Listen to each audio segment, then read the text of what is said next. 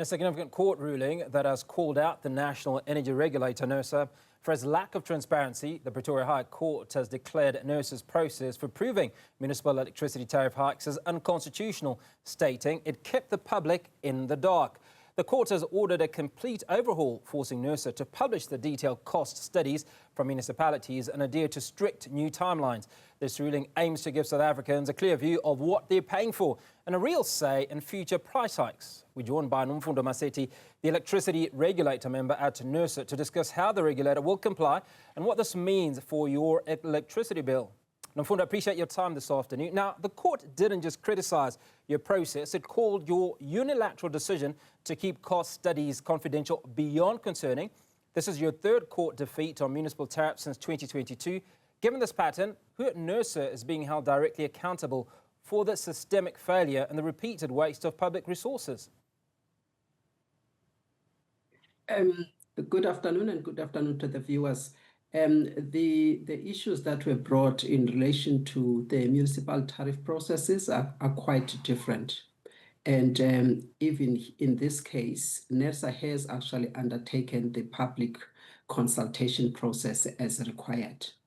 Now, you will recall that Nersa can only look at municipal tariff applications when there is an application before Nersa. Now, to put it on record, most of the municipalities did submit their tariff applications in time in the sense that we were given an extension by the Minister of Finance. So the municipalities submitted after the 15th of March, which is the deadline that we should approve the tariffs. Now, some municipalities, because they struggle, they submitted their tariffs very late, some of them in June. So when they submit them in June, it is already late because by 1st of July, they need to have the decisions on the tariffs. So those processes that affected the Nersa process are just the municipalities that submitted very late.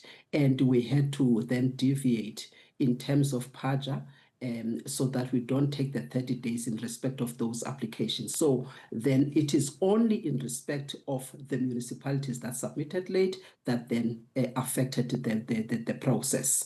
And we then followed the shorter period in terms of PAJA. And it just needs to be clarified that the court said that even if you deviate, you need to inform the members of the public that you deviate. And there was just no time. Otherwise, the municipalities were not going to have tariffs to charge this year. So that must also be taken into consideration. Can they not? So it is not a systematic failure at all.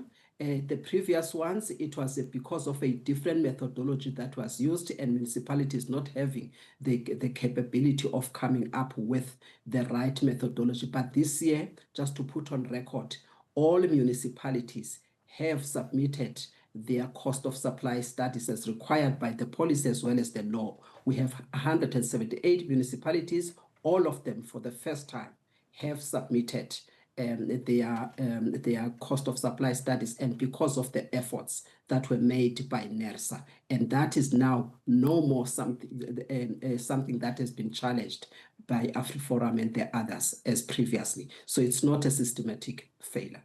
Well, the court has exposed that municipalities like Mogale City had their tariffs approved in a single day with zero real public participation. Will Nersa now commit to reopening and probably reviewing those specific rubber-stamped approvals from this past cycle?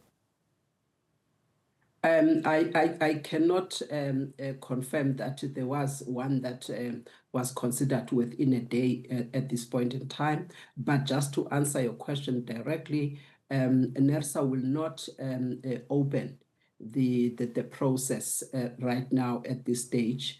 And that is because of the fact that the Municipal Financial Management Act prevents any tariff that is approved after the statutory deadline, unless then we've got an extension. So that would not be possible. But besides that, the court has emphasized in its orders that despite the fact that the process was tainted, the tariffs that Nersa has approved, those tariffs will remain in force and will not be tampered with. So that is to clarify the confusion. So the court is quite aware of some of these processes. So the tariffs will not be set aside.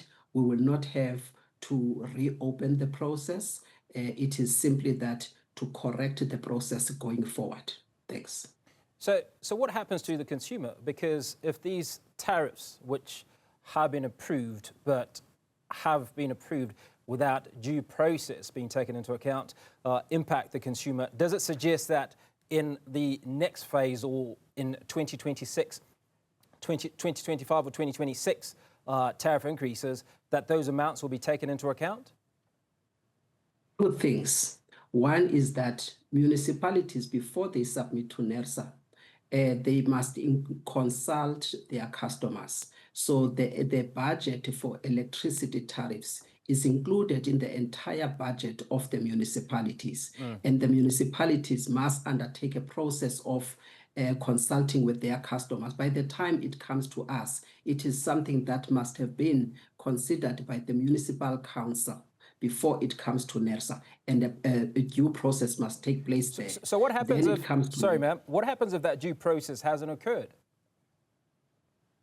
Well, that is something that has to do with the municipalities, not with Nersa. It's a process that is required by the law for the municipalities. So it is something that we cannot pronounce on it as Nersa, but we do ask them if they have undertaken a process so that they inform the consumers in their jurisdictions with regards to the increases that they are going to propose before Nersa. However, there is another process that we can do from our side. Should we determine that there's this over recovery that is undue or undue over recovery, then we can claw back. But we then require audited financials for us to be able to do the clawback. But that is the process that we can undertake, and we state that also in the decision that we sent to the municipalities. Now, the 54 billion rand Eskom settlement, now also paused by the court, was negotiated in secret, right? So when you combine that with hiding cost studies from the public, it seems that there's a bit of a pattern. Why should South Africans believe Nersa is acting as a public watchdog and not as a silent partner to Eskom or municipalities? We are not, there is nothing that has been negotiated in secret here. You will recall that once Nersa takes a decision, Nersa cannot review its decision. Now, when we are taken to court, we simply react to the judicial process. So there was no way that we can now open a public consultation at all, because it means now we are trying to have a second bite on a decision when we are not legally permitted to do or to undertake such a process. All that we had to do, we have an applicant that says that something here, there's a calculation error here. It was a calculation error and not add rolling values for the RAB only. Then we said, this is an error that we identified as the decision-making body. However, it was not implemented by the technical staff. So in that regard, there is no need for us to oppose the matter. And the matter is before the court. We can't do anything. It's a court process. So there is nothing that was discussed or concluded in secret at all. It was just sensational statements that are trying to get the sympathy of the public and just to dent the image of Nersa. But people must understand what Nersa is a body that must follow the law. Now, the process was already on judicial review. Nomfundo, what were the implications of this error financially? I mean, what sort of numbers are we talking about? No, the numbers in terms of I would say the average, it's plus minus 3%, and it is a figure that we have already pointed out before the final decision, that when it comes to the generation part, please align the calculation with what you have done correctly in transmission, what you have done correctly in distribution.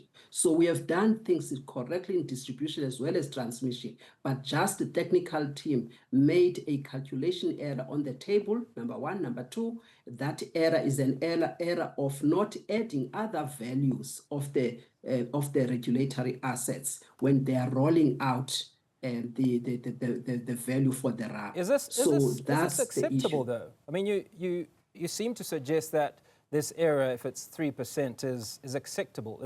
It's only an error, but the implications on the millions of South Africans potentially who count every single cent, every single rand that they earn is catastrophic.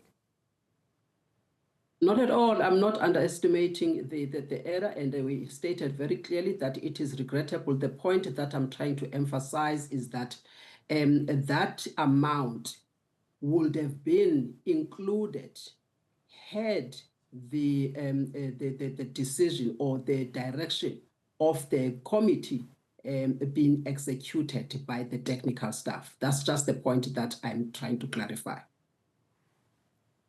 Well, it would seem, I mean, your answers suggest a regulator that is reactive and not proactive. The public needs to see decisive accountability for these repeated failures, not just promises to follow the court's instructions this time around. Are people being held accountable for these errors and omissions?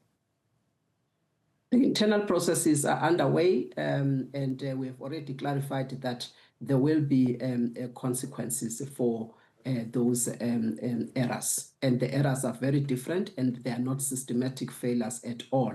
And you will know that even with the previous challenge, it was because we're transitioning from the methodology that we were using, which is the average. And then the court said it gives us 1 year and some few months to then transition to a new methodology that will consider the cost. So it must just be understood within that context that we're now in that transition. Having been in that transition, we did use the cost, but some of the municipality, by nature of their capacity, they couldn't come up in time with cost of supply studies. And then Nersa assisted. This year, we managed to get all of those cost of supply studies.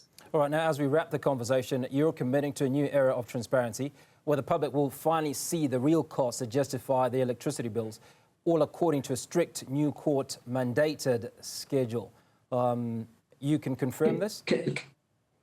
Can I correct one thing? Yes, please. In the tariff applications, there are costs that are put there to justify why they have arrived at the particular tariff, how much revenue they require.